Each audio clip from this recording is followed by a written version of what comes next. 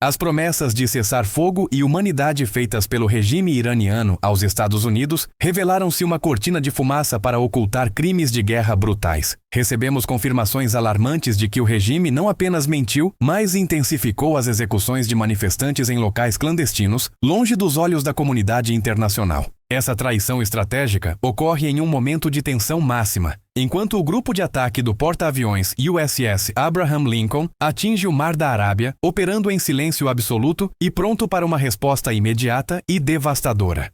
O presidente Donald Trump sublinhou a gravidade da situação ao comentar o envio massivo de forças militares para as proximidades das fronteiras iranianas. Trump afirmou que, embora prefira evitar um conflito direto, a vigilância sobre as ações de Teherã nunca foi tão estreita. Ele revelou que sua intervenção direta impediu o enforcamento de 837 pessoas, em sua maioria jovens, que seriam executadas em uma única quinta-feira.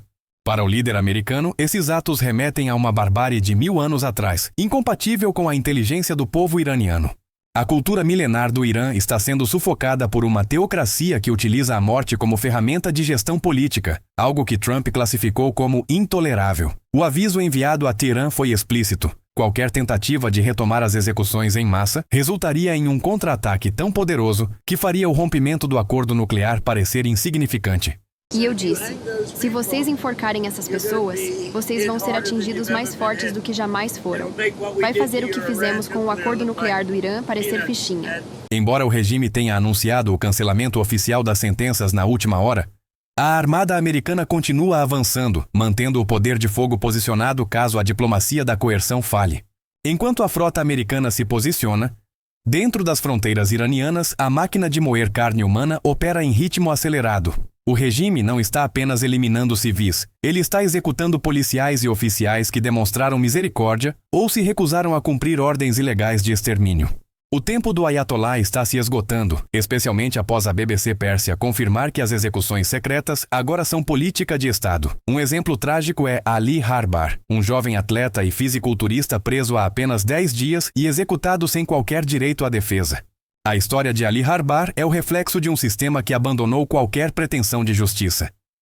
Sem julgamento, sem advogados e sem uma acusação formal, a vida de um jovem promissor foi ceifada em nome da manutenção do poder.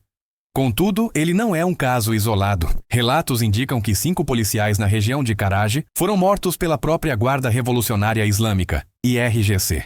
O crime desses homens foi a humanidade, eles se recusaram a disparar contra cidadãos desarmados nos dias 8 e 9 de janeiro, os mais sangrentos desta crise. Ao executar seus próprios membros da segurança que hesitam em matar, o regime garante o cumprimento cego de suas ordens através do terror interno. Essas mortes ocorrem deliberadamente fora do sistema judiciário oficial, permitindo que diplomatas iranianos mintam para governos estrangeiros sobre uma suposta suspensão de penas de morte.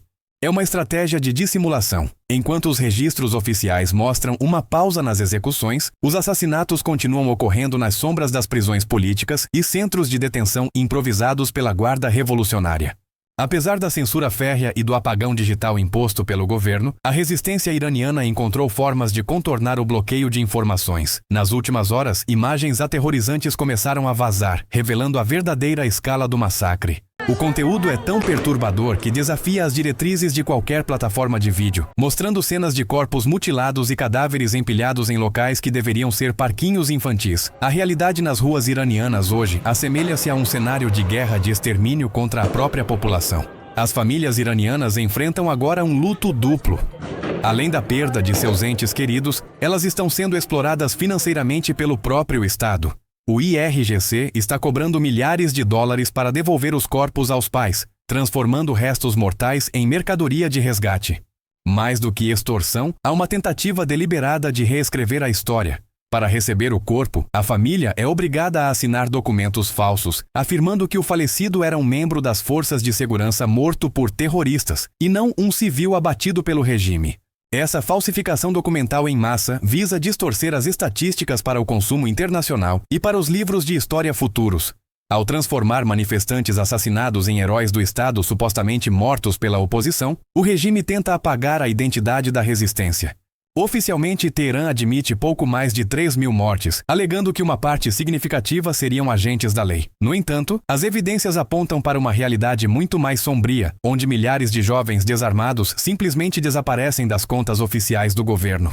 As Nações Unidas já emitiram alertas indicando que o verdadeiro número de mortos pode ultrapassar a marca de 20.000 pessoas em poucos dias de repressão. A maioria das vítimas são jovens civis que lutavam por direitos básicos e foram confrontados com munição pesada. Raja Pahlavi, filho do antigo Shah, trouxe detalhes de dentro do país após contatos clandestinos com prisioneiros políticos. Segundo Pahlavi, o Irã vive uma guerra de extermínio onde feridos estão sendo executados dentro de hospitais sob ordens diretas das mais altas autoridades do regime. A brutalidade alcançou um nível onde nem mesmo os feridos nos hospitais estão seguros. Pahlavi reforça que o povo iraniano não luta apenas por sua própria liberdade, mas para livrar a região e o mundo de um regime que patrocina o terrorismo global e a instabilidade. O compromisso da resistência é lutar até as últimas consequências, mas eles dependem da neutralização efetiva dos instrumentos de repressão. O mundo foi avisado de que não se pode confiar nas promessas de Teherã, que utiliza a diplomacia apenas para ganhar tempo e reorganizar seu aparelho de morte. Este massacre é um dos mais mortais da história moderna e, estranhamente, sofre com a falta de cobertura internacional adequada. Enquanto famílias cavam em parquinhos em busca de seus filhos desaparecidos, o clamor global parece ensurdecedoramente silencioso em comparação com outras crises. Por isso, a manutenção da cobertura informativa é vital, mesmo diante das restrições de algoritmos e censuras digitais. O foco agora se volta para a resposta militar dos Estados Unidos, que estão reposicionando suas peças de xadrez com uma precisão cirúrgica e silenciosa. O grupo de ataque do USS Abraham Lincoln está agora no Mar da Arábia, colocando o Irã dentro de seu raio de alcance ofensivo. A movimentação foi discreta, com a frota desligando transponders e desaparecendo dos radares próximos à base de Diego Garcia para garantir o fator surpresa. O regime iraniano sabe que a ameaça está presente, mas a incerteza sobre a localização exata da frota cria uma pressão psicológica imensa sobre o comando militar de Teherã. O Lincoln não é apenas um navio, é uma base aérea flutuante com poder de devastação massivo. Com mais de 5.000 marinheiros e cerca de 70 aeronaves, incluindo caças F-18 e aviões de guerra eletrônica, o Lincoln é escoltado por uma frota de destroyers, um cruzador de mísseis e um submarino nuclear de ataque. Esse grupo possui autonomia para operar por meses sem reabastecimento, mantendo uma ameaça constante sobre o território iraniano. Além disso, o USS Roosevelt já se encontra no Golfo Pérsico há semanas, servindo como uma sentinela avançada enviada por Trump para monitorar e deter a matança de manifestantes civis desarmados. Somando-se ao poder naval, os Estados Unidos reforçaram suas bases terrestres com o envio de caças avançados para a Jordânia, ampliando as opções estratégicas no teatro de operações. É importante notar que esse reforço não serve apenas para um ataque inicial, mas para garantir a defesa contra a inevitável retaliação iraniana. Teherã possui um vasto arsenal de mísseis balísticos que poderiam atingir aliados e bases americanas na região. Portanto, o posicionamento atual visa criar um escudo capaz de interceptar qualquer contra-ataque enquanto mantém a opção ofensiva aberta. A capacidade de ataque está consolidada. O que resta agora é a decisão política de Washington sobre como e quando agir diante da contínua violação de direitos humanos e das mentiras do regime. A situação no Irã é volátil e cada hora conta para os milhares de prisioneiros que aguardam no corredor da morte. Seguiremos acompanhando cada movimento desta armada e cada relato vindo da resistência iraniana. Não esqueça de fortalecer nosso trabalho com seu like e sua inscrição para que essas informações alcancem o máximo de pessoas possíveis.